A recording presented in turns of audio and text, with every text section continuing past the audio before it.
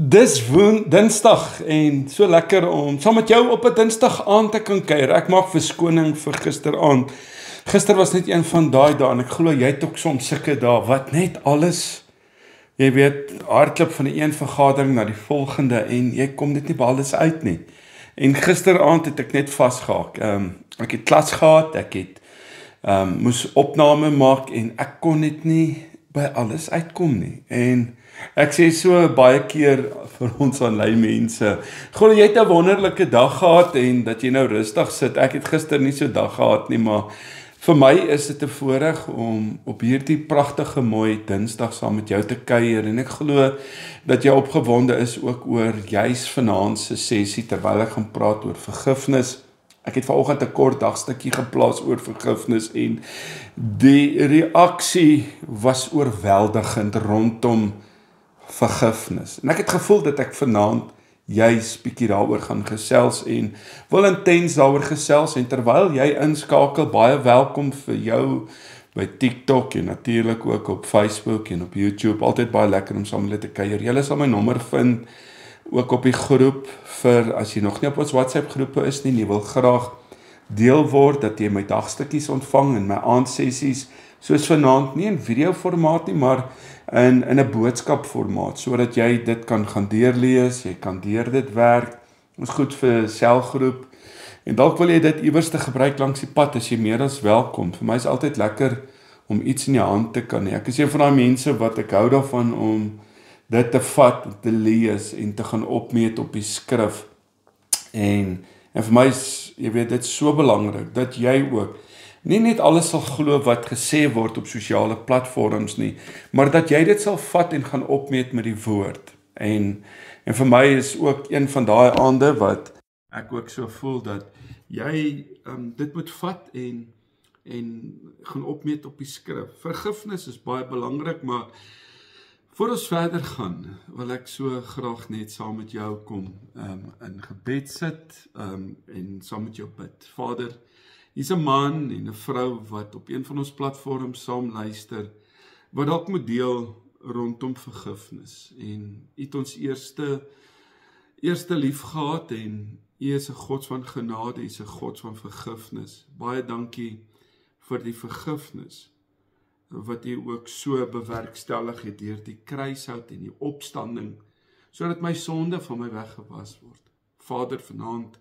in hierdie sessie is my gebed dat u by haar en by hom sal stil staan, om te hoor en te ervaar wat u ook vandag vir ons sê deur u woord. Is my gebed in Jesus se naam. Amen. Nou ja, vir jou wat ingeskakel is, mag hierdie vir jou 'n sessie wees wat jy dit vat en dit joune maak. Onthou ook, sou jy aanlyn berading wou geniet of dalk fisies kantoor toe kom, my nommer is daar wat jy afsprake maak en my kom sien. Ek help graag waar ek kan. Maar vanaand praat ek met jou oor vergifnis, want vir iemand wat buite staan, wat nie die hartseer en die pyn en die verlies ervaar het van wat een mens aan 'n ander een kan aandoen nie, is dit maklik om teoreties oor vergifnis te praat. Of om hierdie saak met 'n klompie Bybeltekste tog te wil beredder. Maar van watter kant af jy hierdie ook al vandag bekyk, die feit bly, en ek wil jy moet baie mooi hoor wat ek vir jou sê, as jy nie vergewe nie, bly jy 'n gevangene van jou eie woede, van jou eie onvergewensgesindheid en natuurlik ook van haat.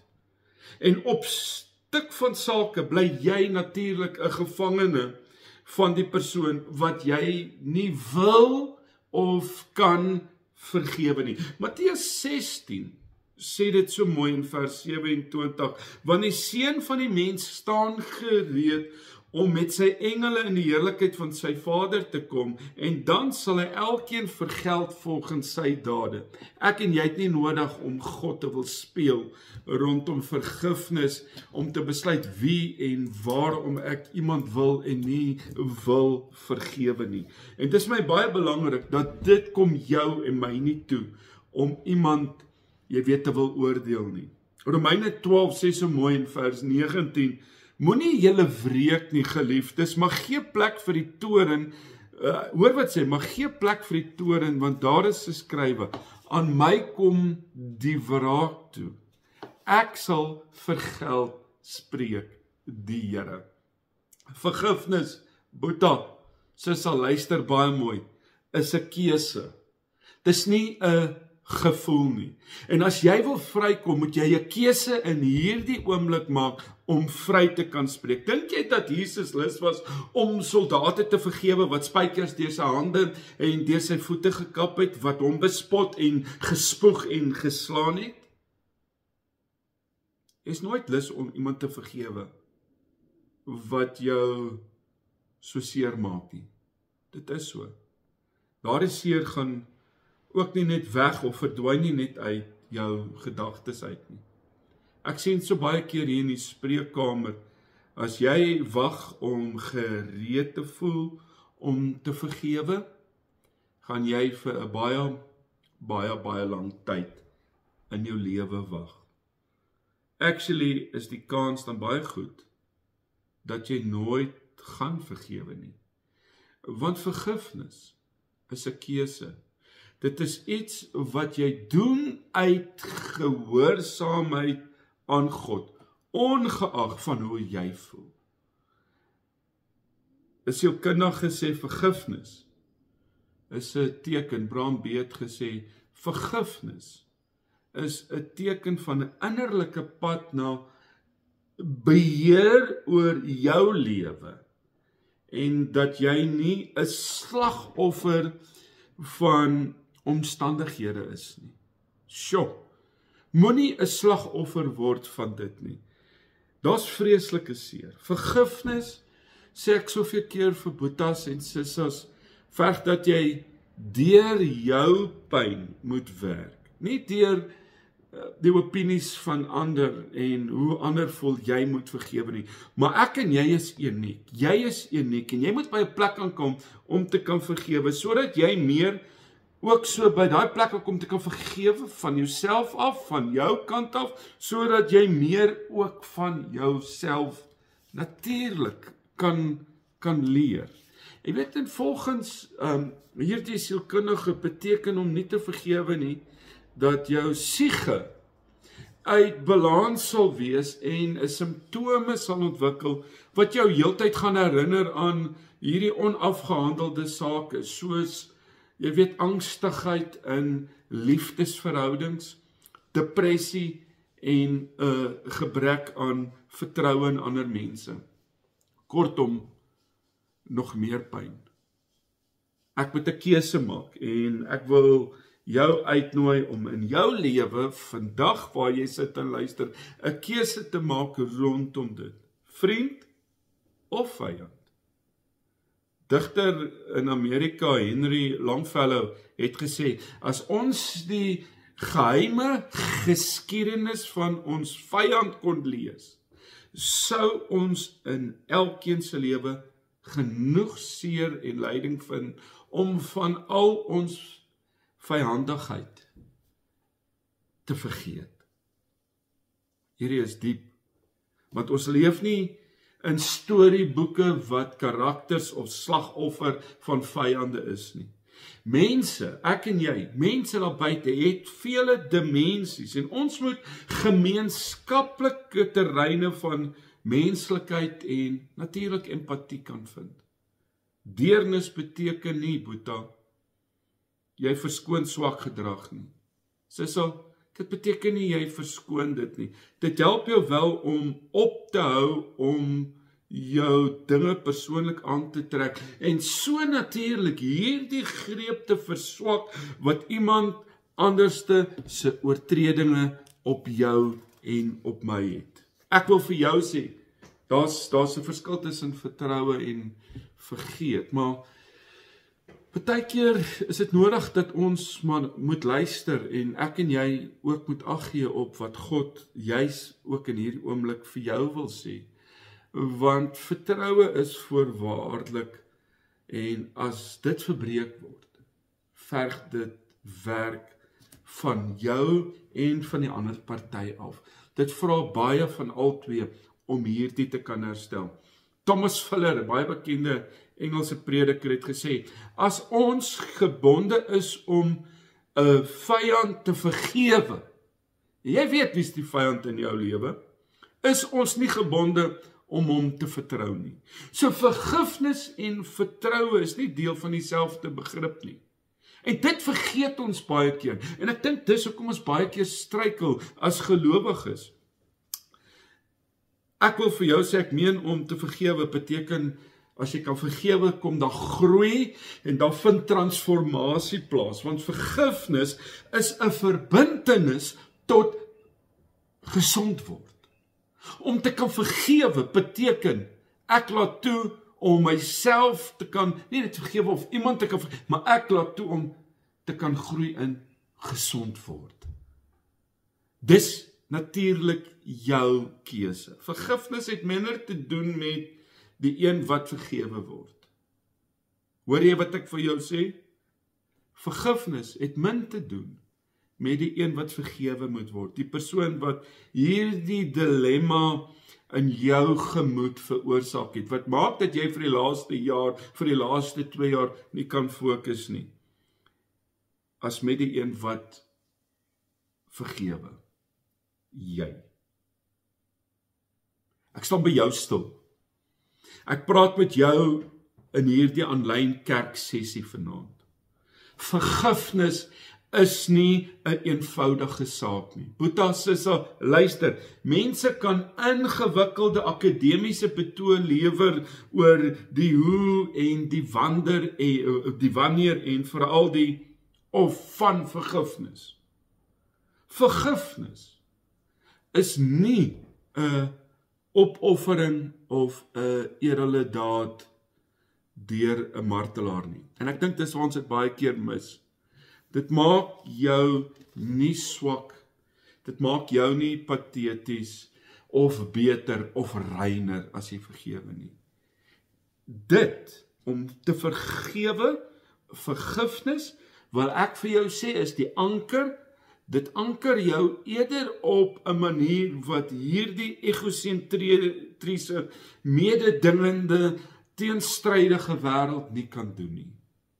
En daar's baie invloede wat alles in hulle vermoë sal doen om jou te kan oorwin, om te verval in angs en onvergewensgesindheid en natuurlik in depressie. En ek wil weer terugkom en ek wil sê die primêre Griekse woord wat Jesus vir vergifnis gebruik het, is apimi.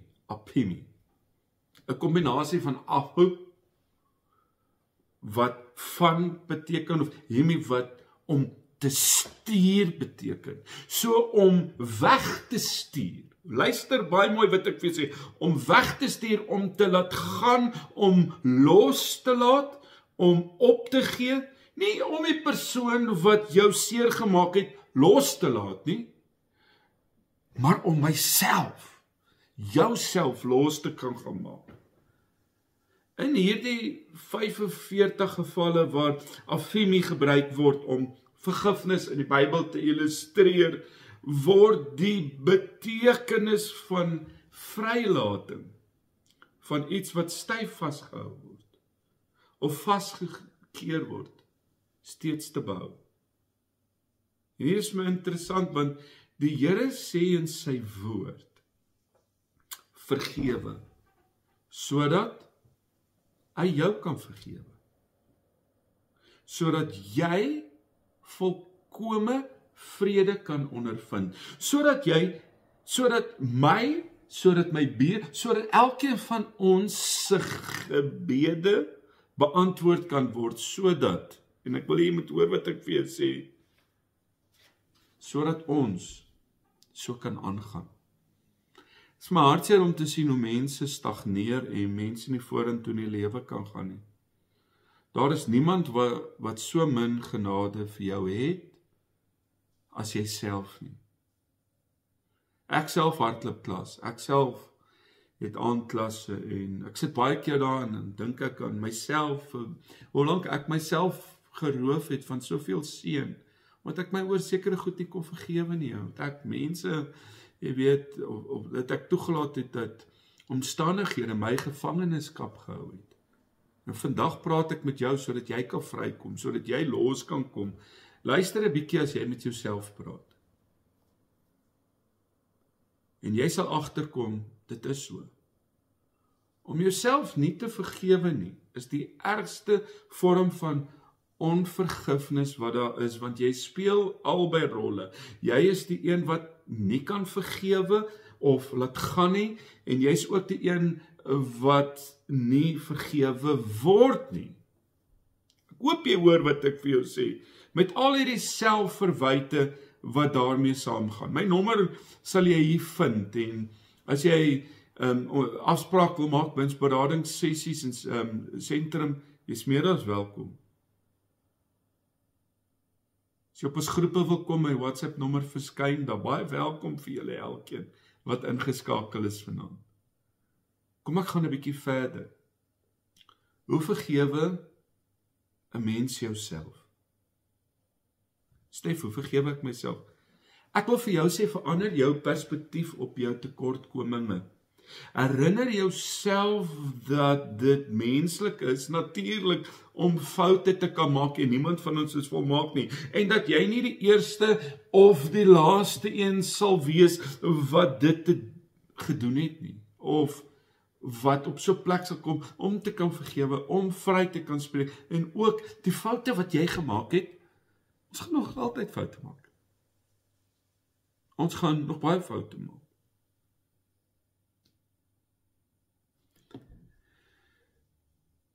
Ek wil vir jou sê om vir 'n slag vir jouself genade te gee, soos jy genade vir ander mense gee. Verander jou perspektief 'n bietjie. Moenie by jou seer mislukkings stil staan nie. Die foute wat jy gemaak het, ja, jy het dit gemaak. Okay, het jy God vergifnis gevra? That settles it. Dis die belangrikste. Jy berou in jou hart? That settles it. Moenie by mislukkings en by foute vashak nie. Beweeg aan. Ek wil vir jou sê, dit sal baie meer geluk, dit sal baie meer groei vir jou as persoon bring. Onthou, dis 'n proses. En jy sal jouself dalk vir 'n ruk lank daaraan moet herinner dat jy jouself vergewe het. Wel, ek wil vir jou sê, ons sukkel baie keer om onsself vry te skel, omdat ons dink God het nog nie. Maar ook hy het dikwels meer genade, en ek wil jy moet hoor wat ek vir jou sê, vir jou as jy vir jouself. God het meer genade vir jou as wat jy vir jouself het. Hou op so hard teenoor jouself wees. Beweeg aan, groei vandag. Ons sukkel baie keer om onsself vry te skel, omdat ons dink God het nog nie. Mag ook hy het dikwels meer genade vir jou as jy vir jouself. So, los die selfverwyd en kom vandag vry. Ek wil verder gaan om te sê, vergifnis is nie vol voorwaardes nie. Ek sal jou vergewe as jy verander. Nou. Vergifnis is nie 'n gevoel nie. Ek het dit net nou gesê, want gevoel is 'n wilsbesluit. Dit is 'n keuse. Vergifnis word nie vergestel van 'n gevoel om te vergewe nie. So die gevoel is gewoonlik 'n behoefte om God se verbod te vervul deur te vergewe volgens sy woord. Dink 'n bietjie, laat die Heilige Gees toe om met jou ook vandag besig te raak, jou te wys waar dit nodig is. Die gevoel van volkomme vrede volg op, kan ek sê, algehele vergifnis. Algehele vergifnis in jou lewe. En dan wil ek verder gaan om vir jou te sê dat vergifnis is nie boekhouding. Vergifnis is nie boekhouding van die verkeerde dade wat gedoen is nie, van iemand wat dit aan jou gedoen het nie. Jesaja 45 kom en hy sê so mooi in vers 25 en hy sê, ek is dit wat jou oortredinge uitgedelg om my ontwil. En aan jou sonde dink ek nie meer nie. So wat sê ek vir jou? Ek wil vir jou sê, vergifnis is nie 'n ontkenning dat die situasie bestaan het nie. Baie mense gaan voort met hulle lewe asof hulle nooit seer gemaak is of asof geen onreg ooit teenoor hulle gepleeg is nie. Sulke mense is dikwels verstom oor hoeveel keer hulle op sekere gebeure reageer en dikwels die pyn en die trauma wat 'n persoon veroorsaak het, weer in hulle lewens herleef.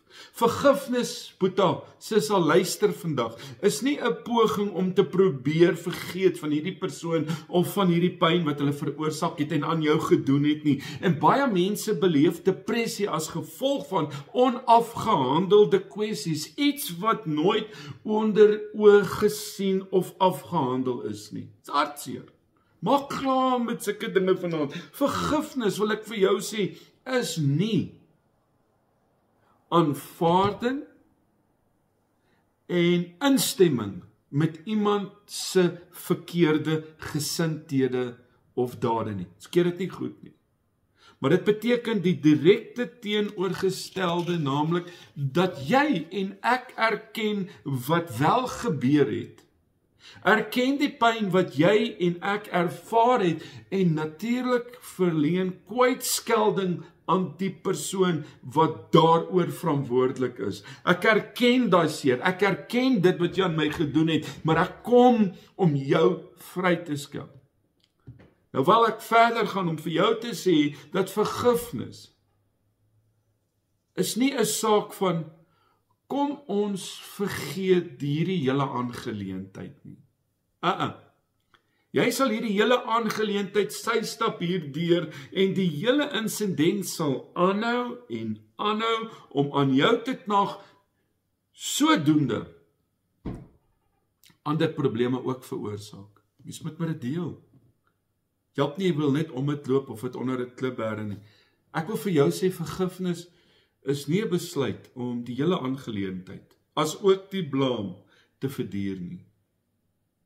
Hou op so hard wees teenoor jouself, want dan bly dit 'n onafgehandelde saak. Vergifnis, het ek agtergekom, is nie 'n strewe daarna om die ander persoon 'n les te leer nie. Dit is eintlik direk die teenoorgestelde. Wat ek besef het, en ek wil jy moet my mooi hoor, terwyl ek met jou praat, vergifnis, wat vergifnis wel is, dis 'n wilsbesluit. Hierdie is 'n wilsbesluit. Jy moet mooi hoor wat ek vir jou sê. Jy sal God se wil uitvoer en sy gebooie gehoorsaam. So vergifnis bring vir my en vir jou volkome oorwinning en verlossing, en dit bring herstel, en dit bring ook jou in verhouding met God, om klaar te kan maak met hierdie goeters, en dan wil ek vir jou sê ook in verhouding met God, en natuurlik ook met jou medemens. Dit bring weer vertroue mee. Vergifnis het ek gesien oor jare in mense se lewens, bring genesing van innerlike pyn en seerkry, hoewel dit nie 'n waarborg dat jy nie weer sal seer kry nie. Daar's geen waarborg in hierdie lewe dat Stefan Pieters in die wesel seer kry in sy lewe nie. Natuurlik, ek en jy's nie, ons is nie gevrywaar van dit nie.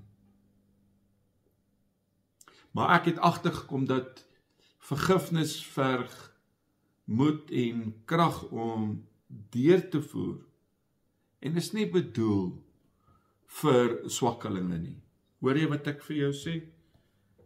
Ek sê, as jy by daai plek kan kom om te vergewe, is dit 'n teken van jy's 'n sterk man, jy's 'n sterk vrou. Sterk mense kan vergewe, en omrede jy dalk vanaand nog sit om nie te kan vergewe of vandag nie, beteken dit dat jy moet nog met goed deel. En sommige mense dink dat diegene wat vergewe swak is. Nee, dit is nie so nie, maar dit verg karaktervastigheid om te kan vergewe.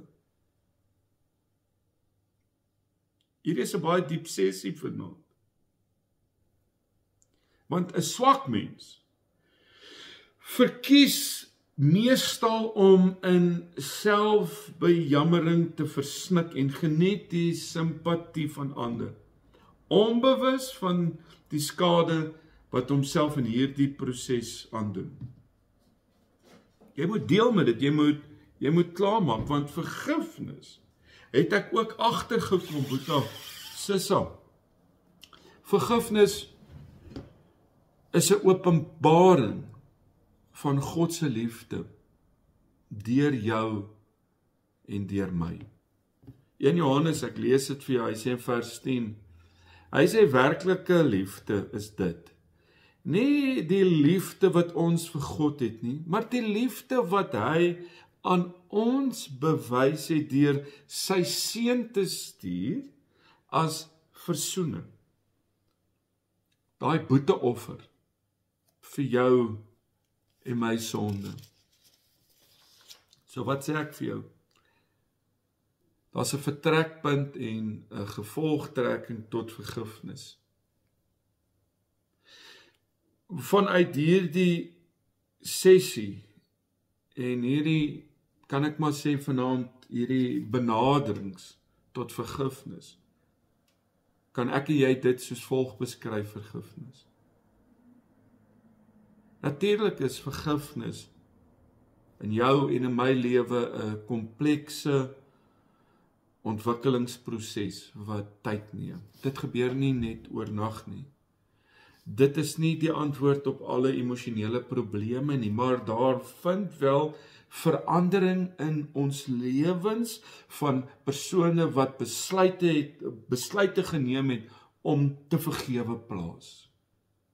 Ek het hoeveel keer gesien, wanneer mense begin vryspreek, mense begin deel met dit, kom hulle los en word hulle gesond. Want vergifnis is 'n bewuste keuse om van negatiewe emosies ontslae te raak. En verskeie reaksies soos woede, angs, bitterheid, blaam, skuld, verwyte, wraak, depressie is 'n gevoel van hopeloosheid en gaan hierdie ervaring van vergifnis vooraf. Dit is al hierdie goed wat gebeur met iemand wat jy kan vergewe nie. Dis alles wat jy ervaar tans in jou lewe om oor 'n persoon of oor 'n situasie. Maar ek kan vandag vir jou sê dat vergifnis is 'n individuele aksie wat jy en ek neem in ons lewens. Niemand kan namens mishandelde vergewe nie. Alhoewel gebede en die ondersteuning van ander deur hierdie empatie help om vergifnis binne perspektief te plaas, is dit net die persoon, net jy, net ek, wat kan besluit om hierdie proses van vergifnis aan te beweeg. Dit hang van my af. Dit hang van jou af of jy wil vry of vas wil wees. Daar is faktore wat vergifnis en selfvergifnis, soos die aanvaarding van verantwoordelikheid vir eie optrede en aanvaarding van eie en ander se menslike tekortkominge fasiliteer. Dit is so. Ek sien dit elke dag in die praktyk. Vergifnis is 'n keuse om te weier om in die verlede te leef en te let go van woede, te let go van haat. Dit is 'n bevryding van die gebondenheid aan die verlede en die bevrydende ervaring wat tot die herstel van hoop vir jou toekoms en vir my toekoms lei. Ek wil verder gaan om te sê, empatie en medelee kan negatiewe gevoelens, gedagtes en optredes teenoor die oortreders beïnvloed. Dit is so. Maar vergifnis beteken nie om die oortreding te vergeet nie. Alhoewel dat dikwels in die algemene omgangstaal gesuggereer word dat daar vergewe en vergeet moet word. Ek wil vir jou sê dat die seer en pyn van mishandeling lê diep.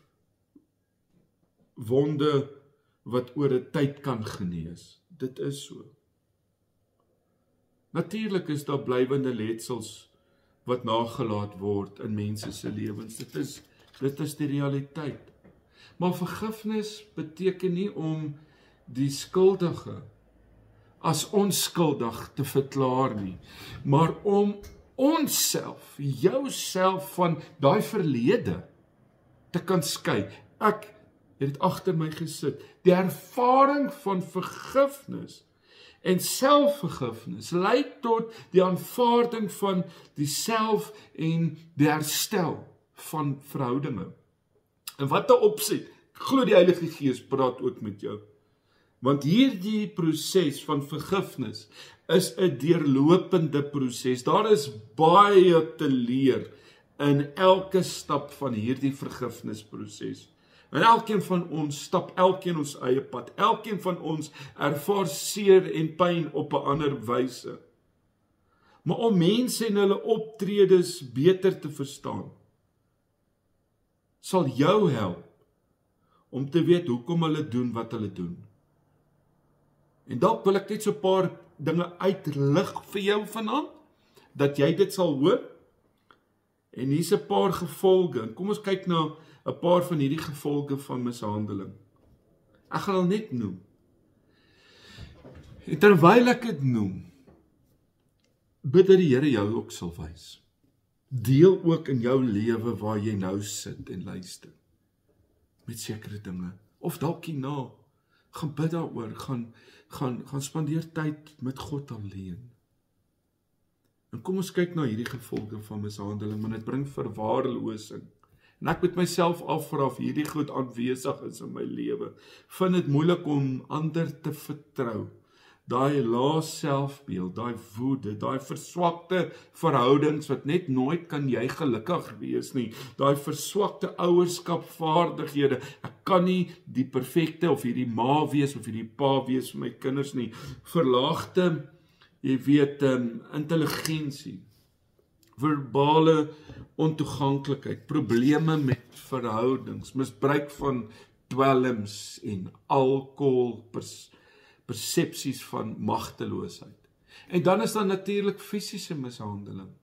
Vind dit moeilik om ander te vertrou, daai lae selfbeeld, daai angs en vrees, daai fisiese probleme, daai woede, daai internalisering van aggressie, daai verswakte ontwikkeling, daai depressie, dit staan teenoor hierdie. Probleme met verhoudings, die misbruik van alkohol, die persep van magteloosheid. Daar's soveel van hierdie wat ek en jy moet raak sien vanaand. Daai emosionele en daai psigiese mishandeling. Dit is wat mense aan mekaar doen. Daai swak selfidentiteit, daai jy weet kroniese angs en vrees, want dis die letsels wat dit los depressie. Dit maak ook dat mense passief, aktief, afhanklik van iemand wil bly. Die Here praat oor en ek kan nie dit ore beklemtoon. Dat die Here by jou wil kom stil staan. En ook by jou wil uitbring vandag om gesond te word. Om weer te kan begin leef. Hoekom vind selfskending plaas? Het ek my baie keer gevra. Selfbesering bied aan mishandelde mense 'n gevoel van verligting, omdat hulle tydens selfbesering self in beheer van hulle eie liggame is. En nie die oortreder nie. En ek sien dit baie keer en as ek praat van vergifnis, praat ek baie diep met jou vanaand, en ek's baie ernstig dat jy na jouself sal kyk. Baie keer het molestering en mishandeling plaasgevind. En jy weet nie hoekom sekere goed uitkom soos dit uitkom en goed wat jy sê en optredes. Maar vandag praat die Here met ons. Wel om by 'n plek te kan kom om te breek met jou verlede, moet jy ook erken waar jy was en dan daarvandaan wegbeweeg deur die mense wat jou seer gemaak het te vergewe, sodat jy en ek met ons lewens weer kan aangaan. En verlang het jy gestagneer by 'n plek in jou lewe vir seisoene wat jy al ver moes gewees het. Maar moet jy nie kan vergewe nie. Jy kan vryspreek. Is jy nog daar? As jy na al hierdie gedragspatrone kyk wat ek opgenoem het en daar's soveel wat ek nog neergeskryf het wat vanaand na die tyd gelaai word op ons sessie. Jy weet op ons WhatsApp groepe kan nie deur dit werk. Ek sê Here, ek wil met hierdie goed deel, ek wil klaarmaak. Want as jy na hierdie gedragspatrone kyk, sal jy besef dat jy Jesus net so behandel het en dat hy jou vergewe het. Hoekom hou ek en jy in ons lewens vas aan die verlede wat jou en my toekoms benadeel? Breek weg en vergewe en begin leef weer in oorwinning. Hierdie is seker een van die mooiste stukke wat ek ooit gelees het en ek wil dit vir jou net sommer noem. Hierdie is 'n brief wat aan 'n man geskryf is in 'n dodesel. Dit is geskryf deur die vader van die man wat deur die gevangenis gedood is. Jy is sekerlik verras om 'n brief van my te ontvang. En van alle mense skryf 'n brief aan jou. Maar ek vra dat jy alles sal lees en dan my versoek versigtig sal oorweeg. As die vader van die persoon wie jy help vermoor het, het ek iets ontsettend belangrik om aan jou te sê. Ek vergewe jou. Ek vergewe jou met my hele hart. Ek hoop net dat jy my glo en dat jy my vergifnis sal aanvaar. Dis ook nie al wat ek vir jou wil sê nie. Ek wil aan jou 'n aanbod maak. 'n Aanbod wat ek regtig hoop en vertrou jy nie sal weier nie. Ek wil jou vra of ek jou nie welliglik kan aanneem as my eie kind nie. Jy sien die seun van my wat jy doodgemaak het, was my enigste kind en nou wil ek graag my lewe met jou deel en al my rykdom aan jou oorlaat. Dit mag miskien nie vir jou of enige iemand anders te nou enige sin maak nie. Tog dink ek jy is dit werd. Ek het my sake so gereël dat indien jy van my vergifnis aanvaar, jy nie net van die misdaad vrygespreek sal word nie, maar dat jou vonnis van doodstraf opgehef sal word. Sodra dit afgehandel is, word jy my wettige aangenome kind en die erfgenaam van al my rykdom en skatte waarvan ek baie het.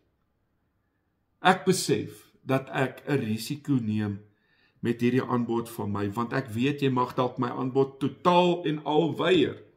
Nogtans maak ek die aanbod sonder enige voorwaardes of voorbehou. Ek besef dat jy sal dink ek maak 'n fout om so aanbod te maak vir iemand wat my seun se lewe geneem het. Tog wil ek jou verseker dat ek 'n ontsettende liefde en 'n onveranderlike vergifnis in my hart vir jou het. Laastens besef ek dat jy bekommer is oor die feit sou jy die aanbod aanvaar en jy doen iets verkeerd, dit daartoe sal lei dat jy jou regte tot my rykdom sal verbeur. Glo jy vir my, dis van alle waarheid onthef. Indien ek jou kan vergewe vir jou bydra tot my seun se dood, kan ek jou vir enige iets anders te mos ook vergewe. Ek weet jy sal nooit sonder foute wees nie, maar jy hoef nie sonder foute te wees om my aanbod te aanvaar nie. Daarbenewens glo ek vas dat wanneer jy eers my aanbod aanvaar het en in my rykdom begin deel het, jou eerste belange, alhoewel nie altyd nie, dankbaarheid en lojaliteit sal wees. Ek besef dat baie mense sal dink ek is verspot en nie reg wys nie. Om so 'n aanbod aan jou te maak, maar ek het nog net een versoek. En dit is dat jy my jou Vader sal noem. Geteken vandag daar waar jy nou is. Here het my getref. Here het my diep getref. Wil jy nie daar waar jy is, ook in jou lewe, so besluit neem nie? Om hom aan te neem en sy vergifnis deelagtig te word, sodat jy vry kan kom, sodat jy dit wat verlang jou seer gemaak het, verlang jou teruggehou het, kan neersit en weer aan kan gaan met jou lewe as 'n vry man en 'n vry vrou.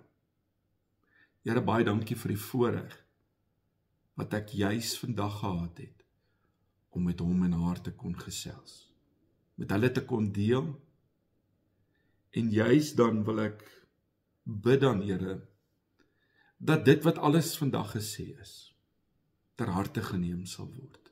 Ek bid dat U deur die Heilige Gees by haar en by hom sal kom stilstaan, sal kom aanraak en sal kom deel.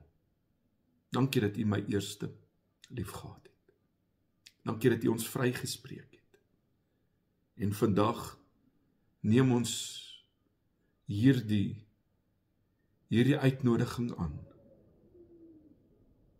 sodat ons, Here, skoon kan kom, los kan kom, vry kan kom. Dankie, Here, vir die voorreg wat ons gehad het, om bietjie stil te kon word op hierdie pragtige dag, om te kon hoor wat U vir ons instoor het. In Jesus se naam. Amen. Stap in oorwinning, stap in vrymaking, begin by jou en by my. Onthou ons WhatsApp groepe, as jy nog hier daarop is nie, om vanaand se boodskap te ontvang, stuur net vir my op my WhatsApp groep, ja, laai op die groep en jy ontvang so ook vanaand se boodskap. Sien uit om môre aand weer die woord te bedien. Ons gaan nie môre aand bid nie, ek gaan môre deur die loop van die dag gaan ek bid, juis omdat môre aand het ek ook 'n sessie wat ek moet bywoon en ek kan ongelukkig nie môre aand, jy weet, ons gebed aanlyn sessie doen nie. So ek sal môre deur die dag 'n live doen, want so sal bid vir almal. Dit is vir my lekker gewees om saam met jou te kuier. Vat hierdie woord, stuur dit, share dit, deel dit, en kom ek en jy kom weer op die plek van oorwinning en in deurbraak. Goedheid en guns. Sien jou môre aand 8:00. God bless.